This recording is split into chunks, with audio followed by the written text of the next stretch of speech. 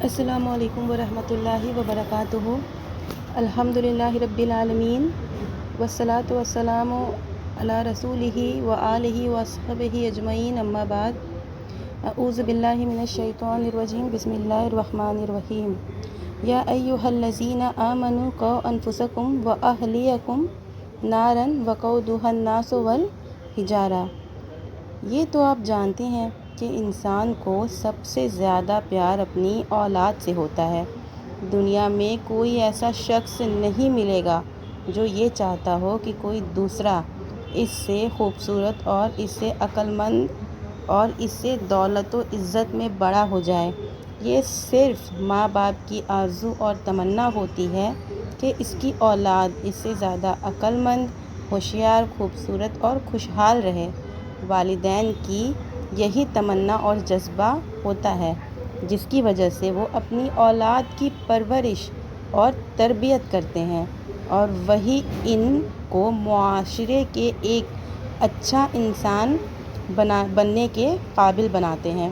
اسی لیے اسلام نے ماں باپ کے اوپر یہ ذمہ داری اور بوجھ رکھا ہے کہ جیسے وہ دنیا میں اپنی اولاد کو خوشحال دیکھنا چاہتے ہیں، ویسے ہی انہیں آخرت میں کامیاب ہونے کی بھی تربیت اور شعور دیں، تاکہ وہ دنیا میں بھی ان کے مددگار بنے اور آخرت کے لیے بھی ان کے لیے ذخیرہ بنے۔ اس آیت میں اولاد وغیرہ کے بارے میں مسلمان کی انہی ذمہ داریوں کا ذکر کیا گیا ہے۔ اللہ تعالیٰ نے فرمایا ہے کہ اے ایمان والوں، اپنے کو اور اپنے اہل و عیال کو اس آگ سے بچاؤ جس کے ایندھن انسان اور پتھر ہوں گے۔ لہٰذا شوہر اور باپ کی یہ ذمہ داری ہے کہ اپنی بیوی اور بیٹے اور بیٹیوں کو نیک اور دیندار بنائے، انہیں تعلیم و تربیت اور بہترین کردار سے آراستہ کرے۔ ایسے ہی بیوی اور ماں کا بھی یہ فرض ہے، بلکہ اگر غور کیا جائے تو اولاد کی تربیت میں ماں کا ہی سب سے بڑا حصہ ہوتا ہے، کیونکہ بچہ سب سے پہلے اس کی آغوش میں پرورش پاتا ہے اور سب سے پہلے ماں ہی کی صورت کو پہچانتا ہے اور اسی سے سب کچھ سیکھتا ہے، اور ماں کو بھی اپنی اولاد سے سب سے زیادہ پیار ہوتا ہے۔ ایک حدیث میں آتا ہے کہ حشر میں کسی انسان کا پاؤں اپنے رب کے سامنے سے ہٹ نہیں سکے گا جب تک وہ 5 چیزوں کا جواب نہیں دے گا: اپنی عمر کے بارے میں کہ کس چیز میں گنوائی، اور جوانی کے بارے میں کہ کس چیز میں گزاری، مال کے بارے میں کہ کس جگہ سے کمایا اور کس چیز میں صرف کیا، اور علم کے بارے میں علم حاصل کیا تو کیا عمل کیا۔ اور سنن کبریٰ بحیقی کی روایت میں ہے کہ اس کی اولاد کے بارے میں بھی سوال کیا جائے گا کہ ماذا ادبتم ماذا علمتم، کہ اسے کیا ادب دیا اور کیا علم دیا۔ لہٰذا یہ جواب سبھی والدین کو اپنی اولاد کے بارے میں دینا ہے، اس کے بغیر کسی کو فرصت نہیں۔ اسلام نے جیسے اولاد کی تعلیم و تربیت کی ذمہ داری دی ہے، ویسے ہی تربیت کا اسلوب بھی بتایا ہے۔ رسول اللہ صلی اللہ علیہ وسلم کا ارشاد ہے کہ کسی کے یہاں بچہ پیدا ہوا تو اس کا اچھا نام رکھے اور اسے اچھا ادب سکھائے۔ ایک حدیث میں آپ نے فرمایا کہ اولاد کو ادب دینا 2.5 کلو غلہ خیرات کرنے سے بہتر ہے، اور شاید آپ یہ جانتی ہوں گی کہ کسی غریب کو کچھ غلہ خیرات کر دیا جائے تو اس کے پیٹ کی ضرورت پوری ہوتی ہے اور وہ کھا کر اس دنیا میں آسودہ ہو جاتا ہے، لیکن اولاد کو جو ادب دیا جاتا ہے اس کے لیے آخرت میں کام آتا ہے، اور اس سے اس کی آخرت بنتی ہے اور یہ اس کے لیے روحانی غذا ثابت ہوتی ہے۔ ایسے ہی رسول اللہ صلی اللہ علیہ وسلم نے یہ بھی فرمایا ہے کہ اپنے بچوں کا منہ لا الہ الا اللہ سے کھلواؤ، یعنی جب بچہ بولنے لگے، بولنے کے قابل ہو جائے تو سب سے پہلے اسے لا الہ الا اللہ سکھاؤ۔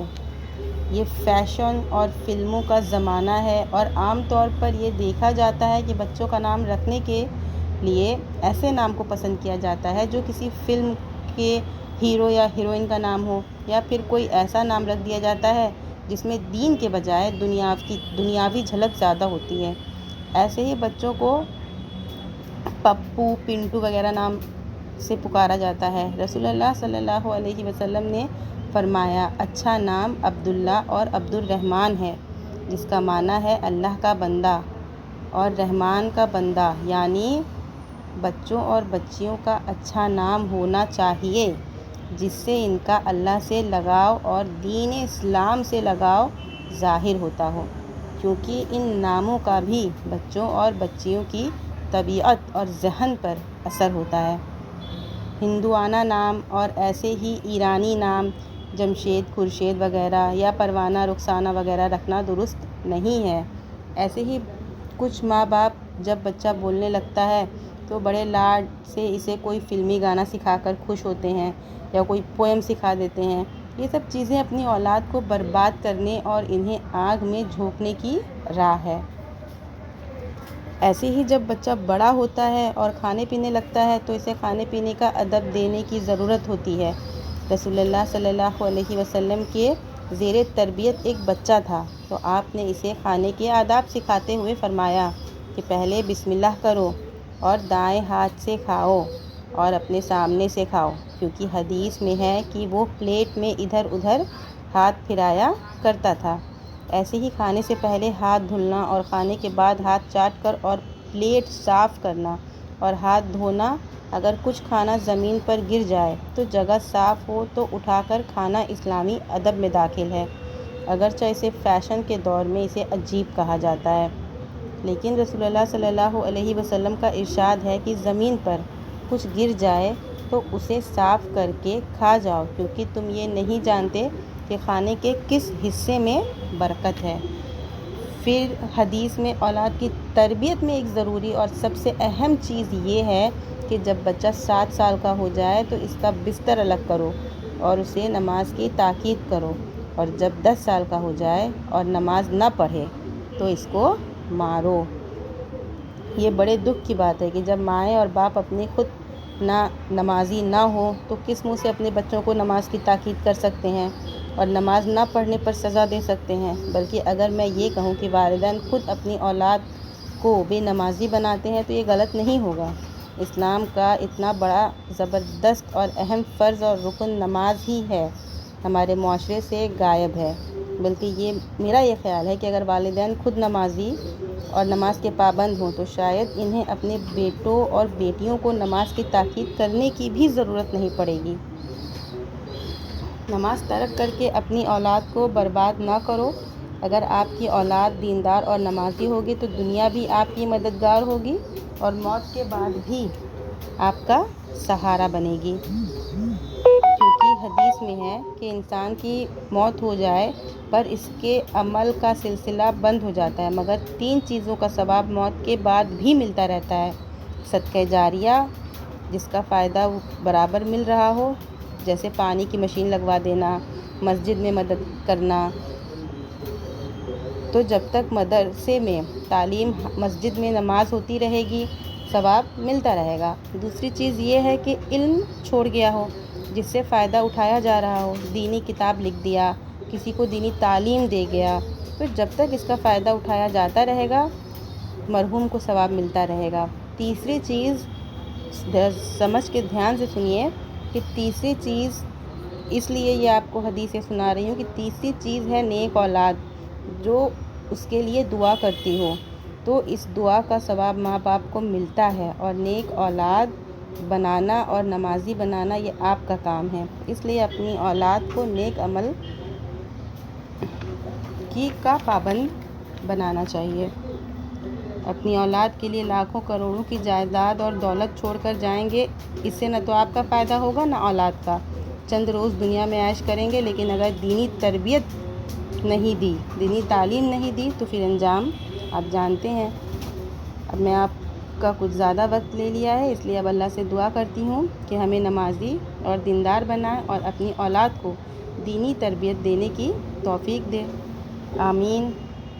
وآخر دعوانا الحمد للہ رب العالمین۔ ایسی ہی حدیثوں کو سننے کے لیے، ایسی ہی اسلامک ویڈیوز کو سننے کے لیے please do like, share and subscribe my channel. Thanks for watching and don't forget to subscribe. وعلیکم السلام ورحمۃ اللہ وبرکاتہ.